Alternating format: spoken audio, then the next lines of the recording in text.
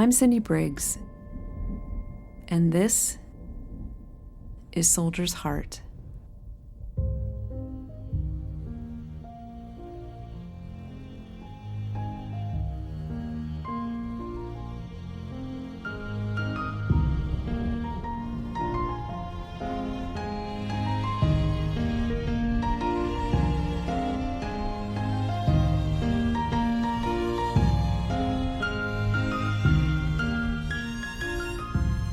Welcome back. This is the second in a two-part episode of Soldier's Heart about Syd LeBrun, who served in the infantry in Europe during World War II. Syd is a Purple Heart recipient, the honor given to soldiers who are injured in combat. I want to let you know in advance that Syd's injuries were significant, and he is honest about what he experienced.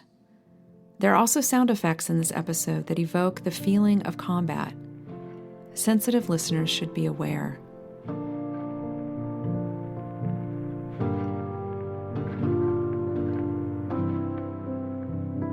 In the last episode, Syd and his buddies found themselves in the middle of the Battle of the Bulge, the last major German offensive of World War II.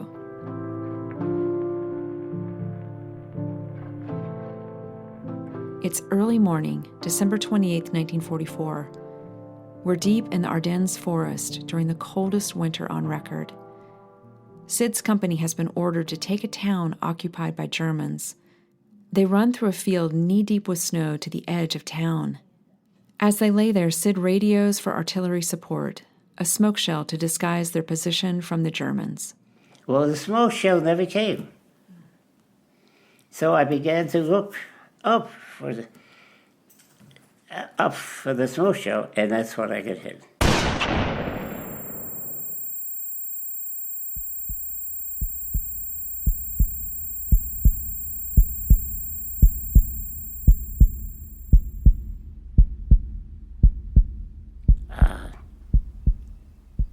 And I really didn't know I was hit.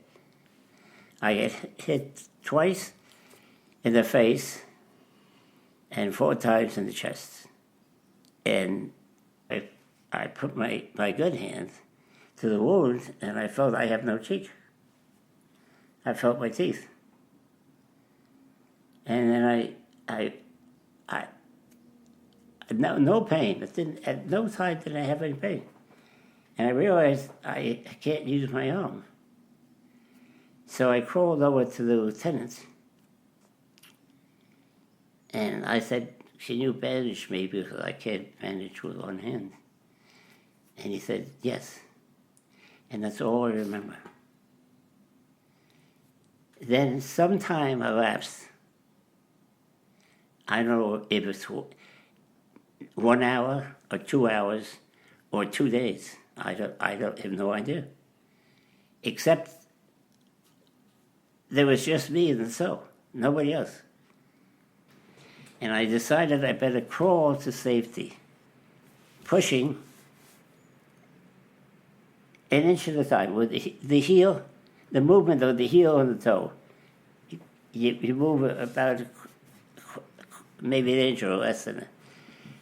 I moved through the snow that way and yelled medic when I had the strength to yell medic. And after a while, I couldn't yell anymore.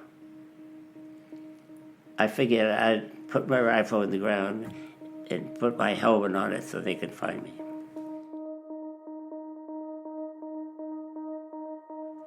I crawled a little bit more and yelled medic as loud as I could.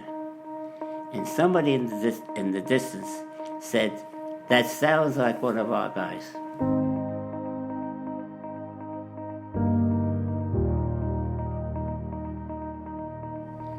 And the next thing I knew, 2 guys ran up to me, hit the snow on either side of me, and said, "Could you make a run for it?" And I said, "Yes." Of course, I couldn't. My legs were nothing but absolute putty. So they carried me with the toe dragging through the snow, and they laid over. Nobody shot us. And they got to a low place in the ground, defilade. And finally they got a medic. And the medic gave me some morphine. God, and I was floating. No pain at all. Just fine.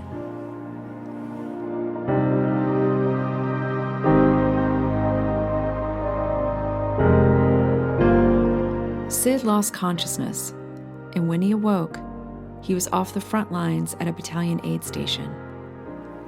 The battalion aid station was one guy with a plasma bag hanging from a branch, giving me plasma.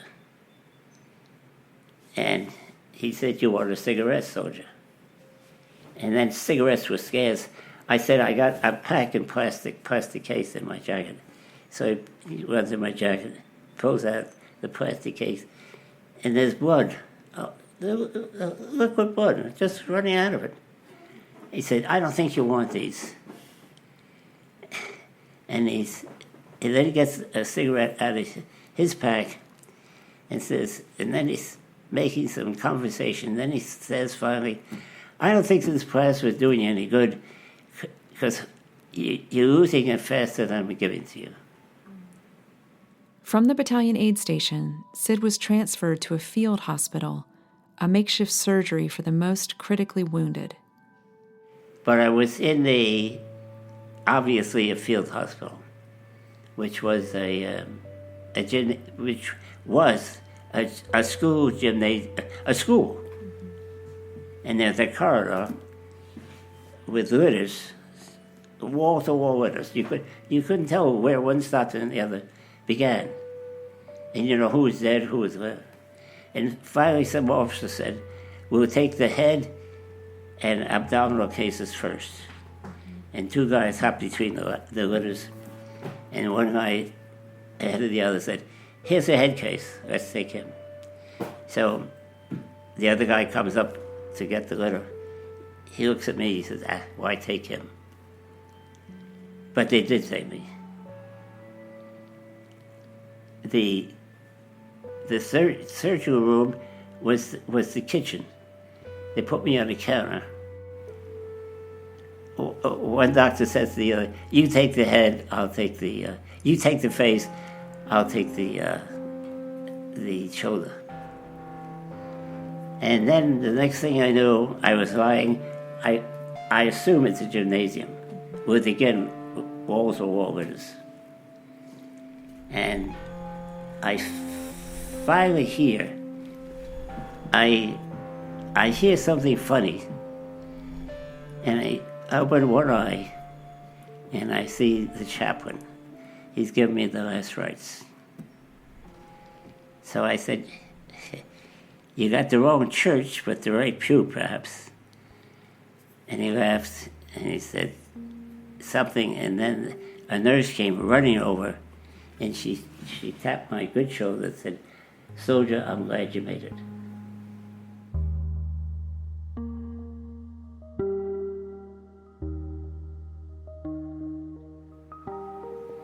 And the next thing I remember is being put on a litter into the back of an ambulance, and I remember how good it was. The heat from the ambulance was flowing over me as they put the litter in. It was what a feeling to have warmth. The hospital had no heat. I don't even think it had a roof.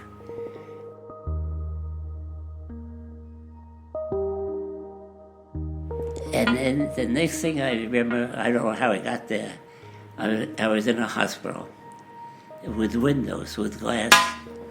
It was warm. There was a roof on top. And a nurse came in the room, and she's making small talk. And she said, "When did you have a bath last?" Oh, she told me she was going to bathe me. "When did you have a bath last?" "Where are we now?" "We're in January." "Well, I think you had a bath last year. Maybe November or December. I don't recall."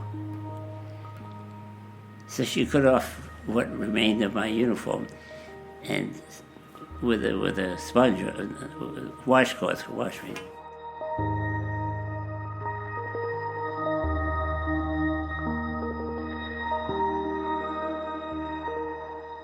Syd was off the front lines, but his body had a long way to go to heal.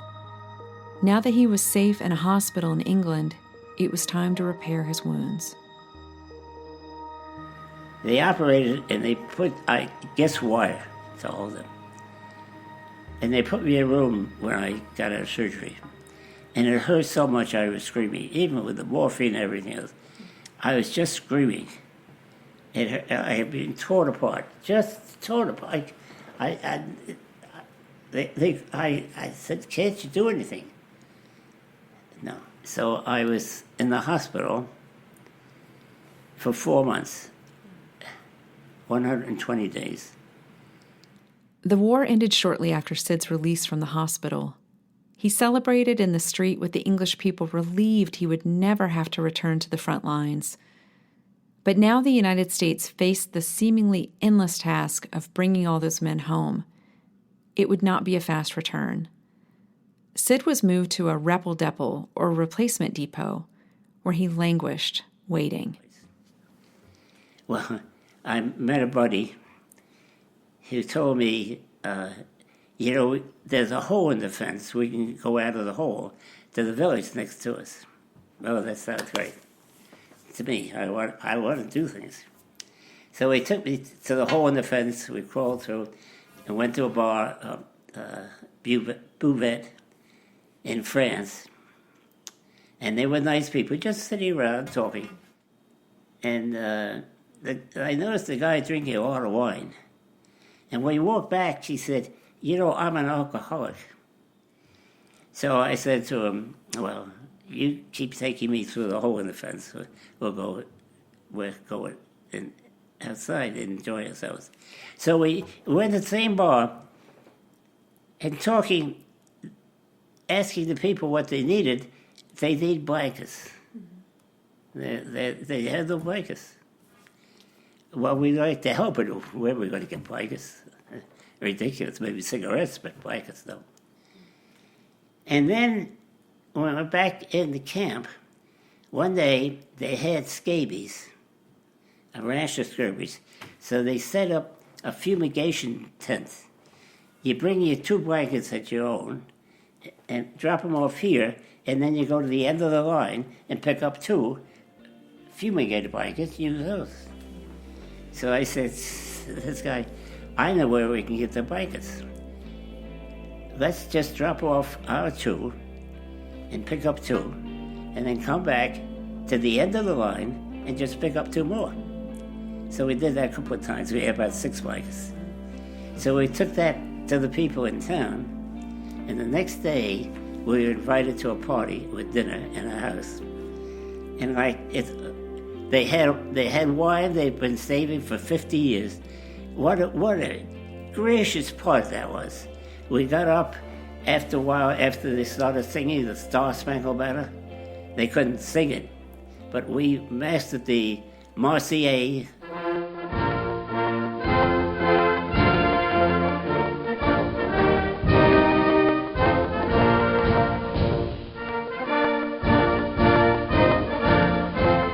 I couldn't sing either. I did just as bad a job on that song as ever I could do.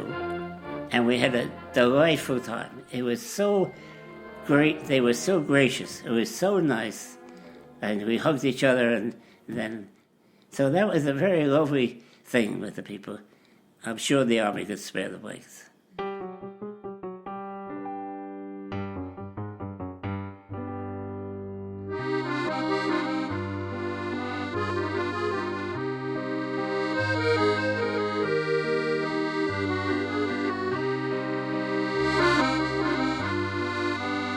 And meanwhile, I'm sort of like free. I'm assigned to a group of something at times, but at other times I'm not assigned. So, since my father was born in France, in Paris actually, I wanted to see Paris. So I hitchhiked from one of these redeployment camps, a small one, maybe 15,000 men, into Paris. It was only maybe 40 or 50 miles. So I hitchhiked. You always get picked up with an army truck. And I got to know Paris. I got to know the subways. And I went to the opera house where my father went as a child. He stood way back, and he stood up way back in the balcony. And the black market was the only way to do currency. So when a group of soldiers or a unit came through our camp, and then they left, there were lots of things they would leave, like a radio. Mm-hmm. So one of the guys picked up a radio, and since I was going to Paris every weekend, would you sell the radio for me? So it was a big radio. So, well, all right, I'll carry the radio. So I went to Paris, and I tried to sell the radio. It seemed like it was kind of valuable. So I finally sold it for maybe $50, a lot. And I gave the guy $50. And then another fellow said he could get anything that we noted on the black market. Well, could you get my mother some Chanel No. 5?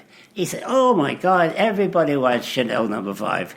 So the next day he took us to lunch and took us after lunch to a big warehouse where he had army jeeps and everything else for sale. Wow.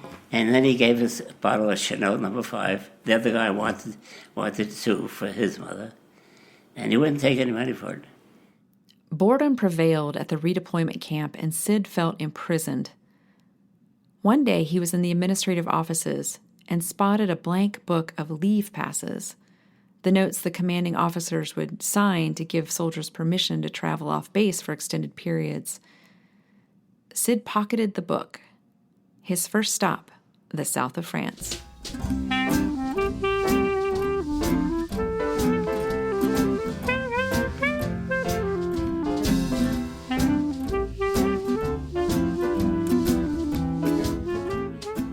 By this time, I had a book of passes empty, so I put my name on the place and signed it Captain So-and-so, like John Smith.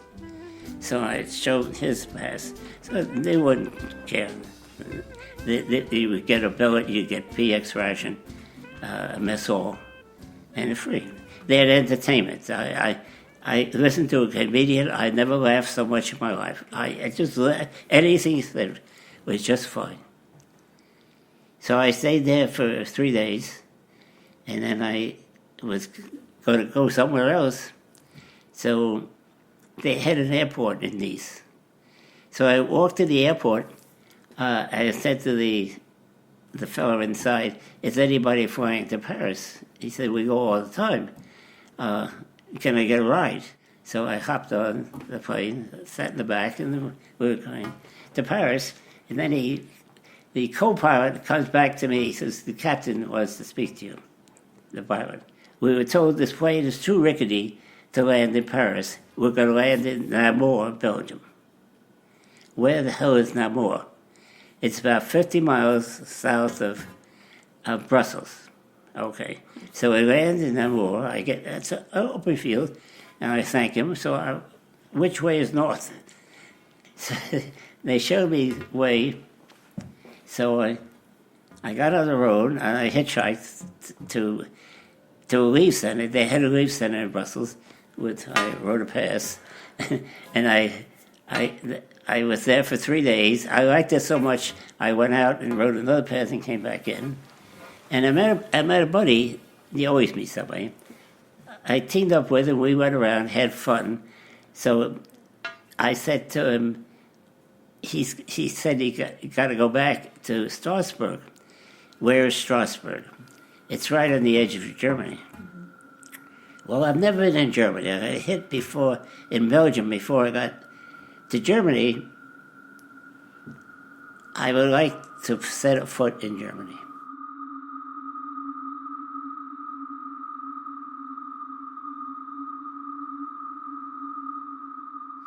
So we got on a leave train to Germany, to Strasbourg.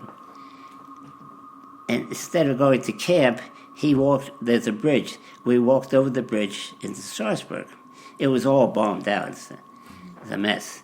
So we walked around, and we finally sat on a bench by the river with nothing to do. Just bored. And then two girls came down the river. And they were our age. And we started talking, even though they didn't know English and I didn't speak German. We knew we could talk a little bit in French. And we asked them if they want to eat lunch. So they said, yeah. So we went to a restaurant. And the minute we walked in the restaurant, there was dead silence.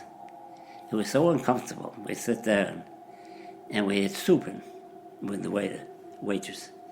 So we couldn't wait to get out of there. It was unpleasant. So what do we do now? Let's go to your house. We don't have a roof on the house. It's bombed out. They live in apartments. There's no roof. What do you do when it rains? Well, it just get wet. Okay. But we got a piano in the house. A grand piano. Maybe a baby grand. This fellow that I was with could play a piano. So he said, let's go, I can play the piano. So we went up there to the apartment, and he played nursery tunes like an American. And the girls knew the same nursery tunes, only in German. It's the same music. I hummed because I can't sing. And we had a lovely time. And then we split up and each of us had a room. So the next morning, we left and we felt so like we ought to leave something with the girls. We don't have, what do you leave? Well, we had some lye soap. So we left a bar of soap. That's all that we had.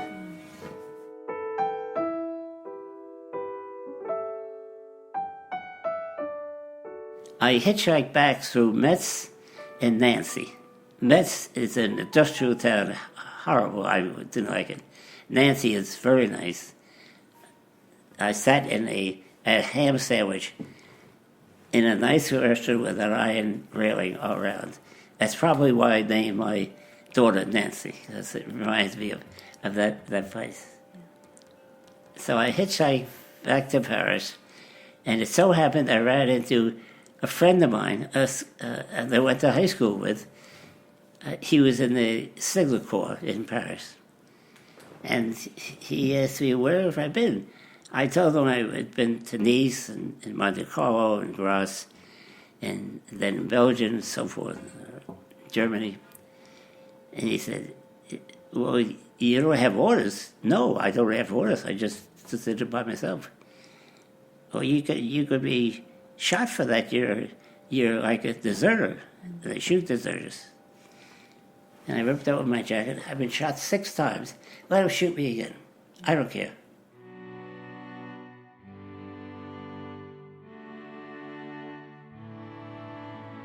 Facing death changed Syd. In his own words, he grew up.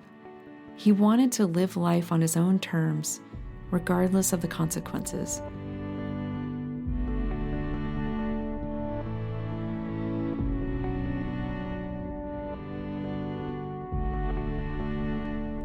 After his term of service was up, he returned home to New York, where he met and married Geraldine.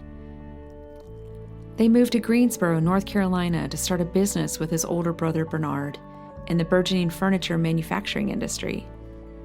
They established Lebrun Brothers Furniture Company and enjoyed a successful 30-year run. Along the way, Syd and Geraldine had 3 children, Cindy, Nancy, and Edward. Syd retired from the furniture business in 1975. The same year, he and Geraldine divorced. After a period of healing, Syd rediscovered his love of travel and spent his retirement exploring new places and meeting new people. Like many veterans, it was later in life before he reflected on his military service. And after the war, months or years after, I found out a little bit, some more about the attack. I was captain, the commanding officer of our company, refused to give the order to attack because he knew we'd be murdered. the battalion colonel, the officer in charge of the battalion, said he'd court-martial the captain right here, and now. So he gave the order to attack. The company, and we were pretty much up to full strength. The company generally has 150 men. 16 were left. 16? 16. Wow. And I was one of the 16. Of 150 men, 16 survived. Syd was one of them, but just barely. On October 1st, 2012, Syd was awarded the French Legion of Honor Medal for his sacrifices on behalf of France's liberation during World War II. This is the highest honor the government of France bestows upon veterans. The application inquires not just about the veteran's military service, but about his service in life as a whole. In other words, has your life demonstrated you fit for this honor? Syd reflected on his life as he completed the application. He never graduated from college, but he was successful in business and raised 3 children with his wife of 30 years. He wasn't a perfect person, but he did his best. He feels that his life, on the whole, has been one of good fortune. I'm so thankful for the 2 boys that ran to me in the snow. The medics and the doctors and the nurses were so kind and so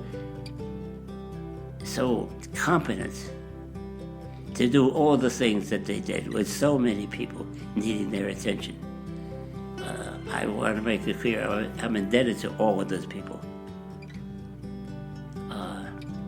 They all contributed to getting me better.